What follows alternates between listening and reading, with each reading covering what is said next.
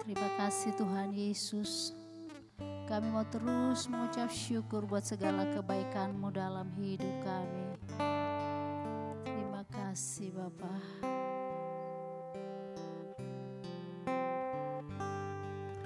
Kau Allah yang setia,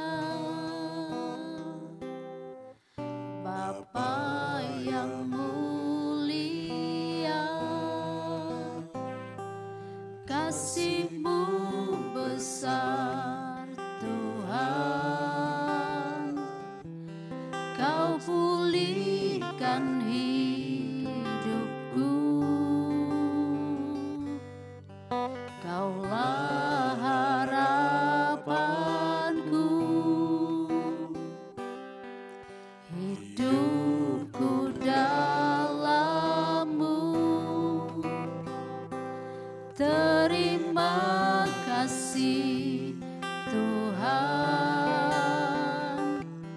Kau selamatkan hidupku.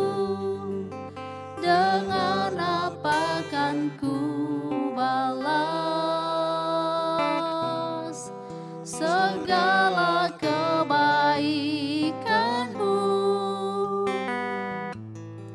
Segenap hatiku menyembah-Mu Yesus. Ku bersyukur padamu. Dengan apa kan ku balas segala kebaikan-Mu? Segenap hatiku menyembah-Mu Yesus. Ku bersyukur padamu selamanya.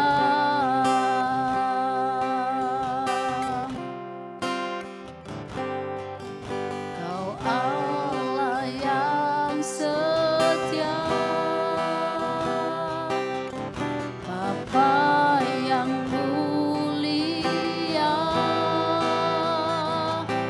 kasih-Mu besar Tuhan. Kau pulihkan hidupku, Kaulah harapanku, hidupku dalam-Mu. Terima kasih Tuhan, Kau selamatkan hidupku. Dengan apa kan ku balas segala kebaikan-Mu?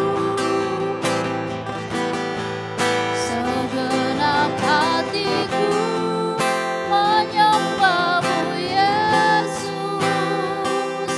Ku bersyukur padamu. Dengan apa kan ku balas segala kebaikan-Mu? Segenap hatiku menyembah-Mu Yesus. Ku bersyukur padamu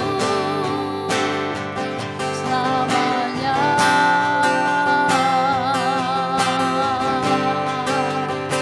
Selamanya Tuhan, selamanya kami bersyukur padamu. Oh Yesus, haleluya, terpuji nama-Mu.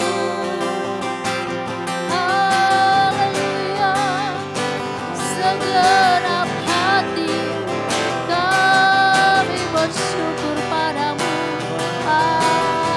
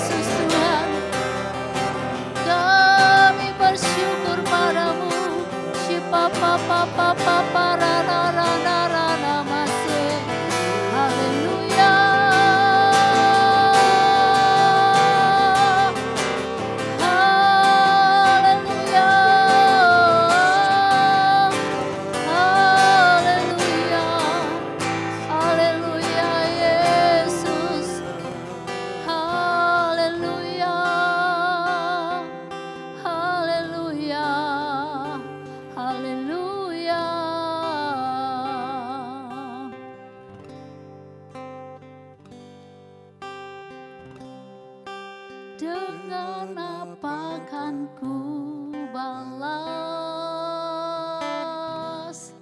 segala kebaikanmu? Segenap hatiku menyembahmu Yesus, ku bersyukur padamu. Dengan apa kan ku balas segala kebaikanmu? Segenap hatiku menyembahmu Yesus, ku bersyukur padamu. Segenap hatiku menyembahmu Yesus, ku bersyukur padamu. Segenap hatiku menyembahmu Yesus, ku bersyukur padamu selamanya.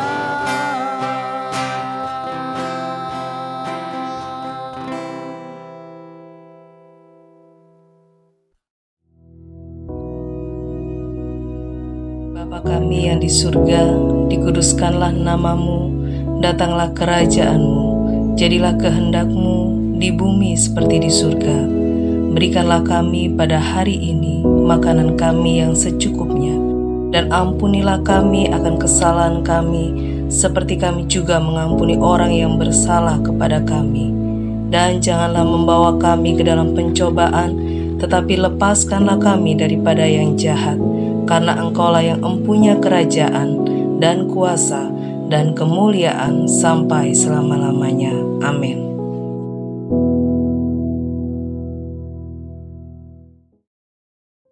Shalom, selamat pagi Bapak Ibu Saudara. Pada pagi hari ini kita akan sama-sama merenungkan firman Tuhan. Nah, pada pagi hari ini saya akan membuka dengan sebuah pertanyaan. Siapa orang yang terus-menerus berada bersama kita? Atau siapa sih orang yang punya hubungan paling lama dengan kita? Apakah ibu, ayah, saudara kandung, istri, suami, anak, ataupun sahabat? Dan jawabannya bukan mereka semua. Orang yang paling lama berhubungan dengan kita adalah diri kita sendiri.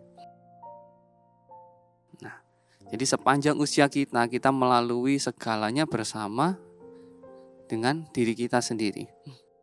Oleh sebab itu, pastinya kita harus memiliki hubungan yang baik dengan diri kita sendiri. Karena Anda bisa bayangkan kalau kita membenci diri kita sendiri, maka kita akan seperti punya musuh seumur hidup kita. Apa sih enaknya kalau kita melakukan aktivitas kita sehari-hari, kita makan, tidur, kita jalan-jalan dengan orang yang kita benci atau dengan orang yang kita musuhi. Jadi kalau kita sampai membenci diri kita sendiri, sepanjang hari ini kita akan ditemani oleh orang yang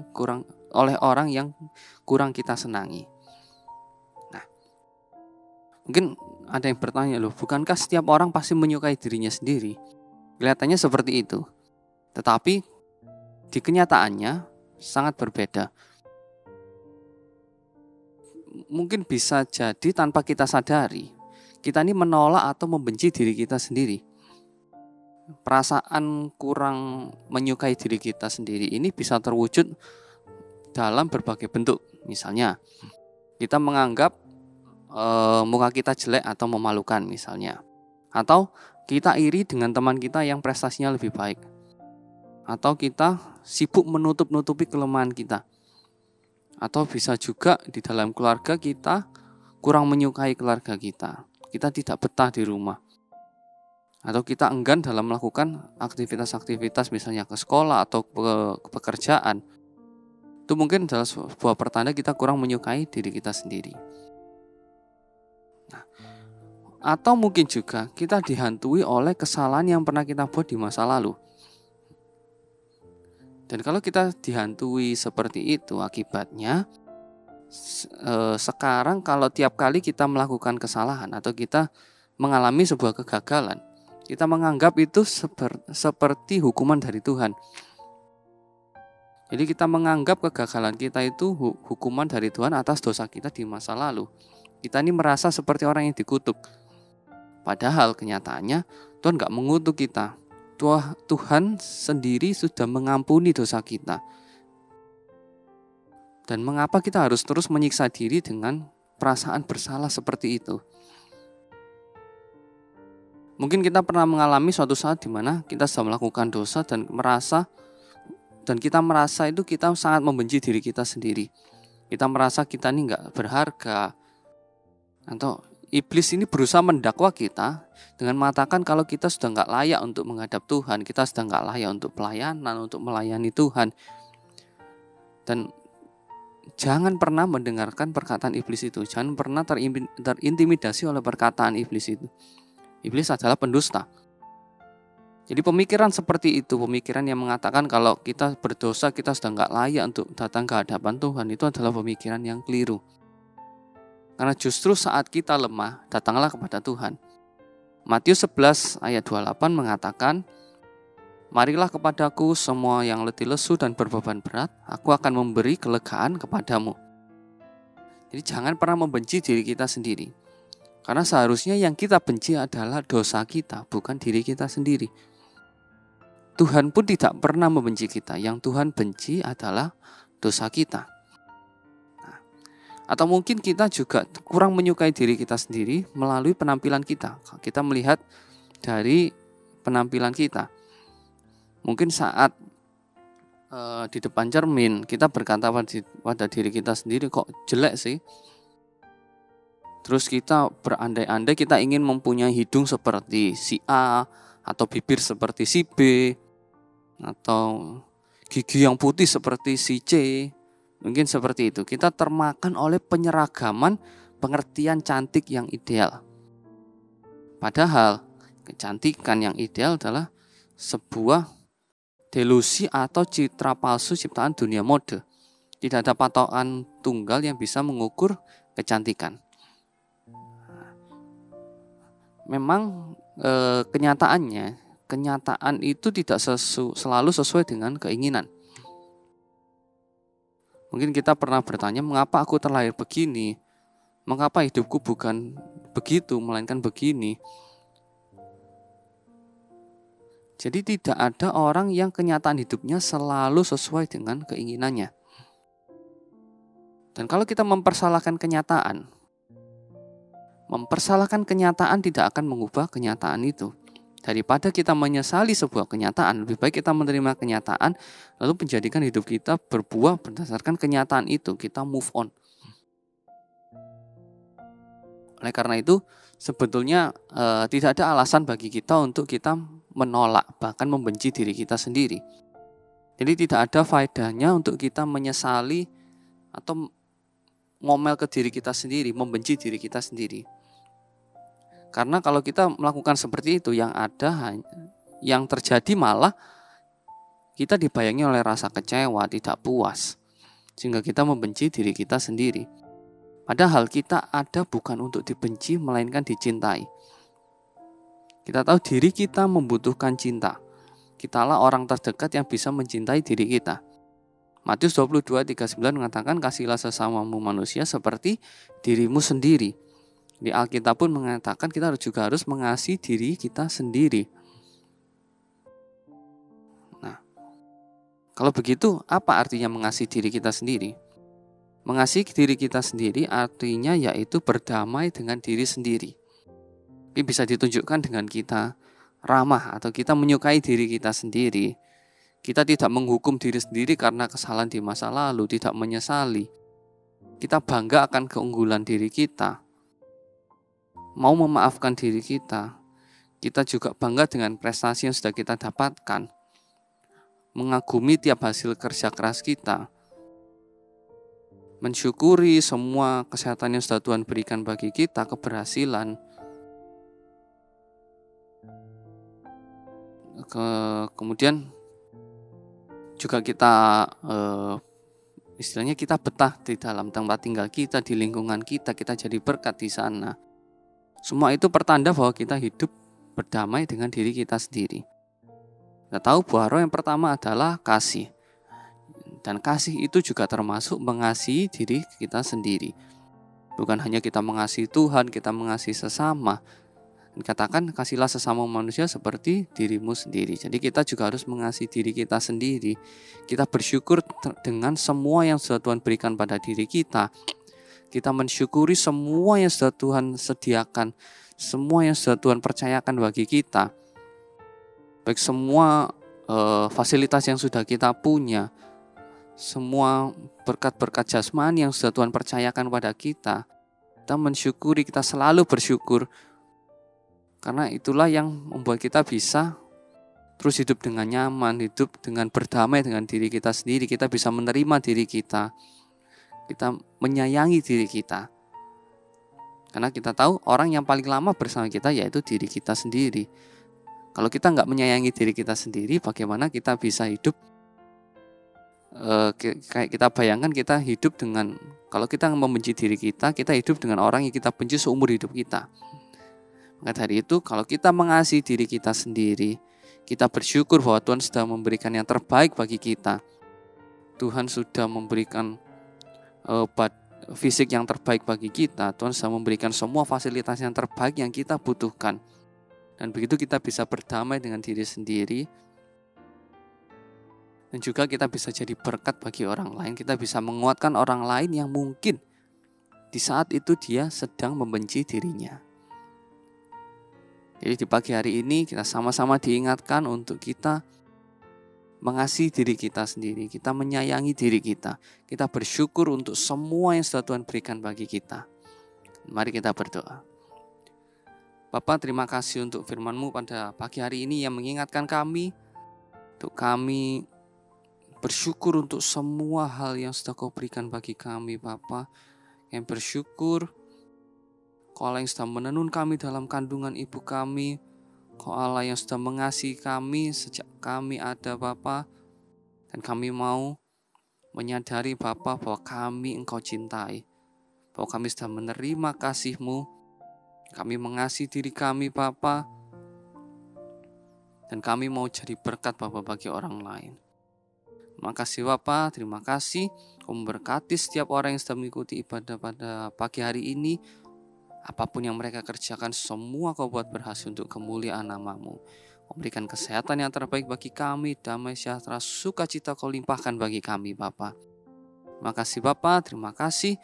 Kami bersyukur kami punya Engkau Allah yang begitu baik. Dalam nama Tuhan Yesus kami telah berdoa. Amin. Selamat pagi dan Tuhan Yesus memberkati.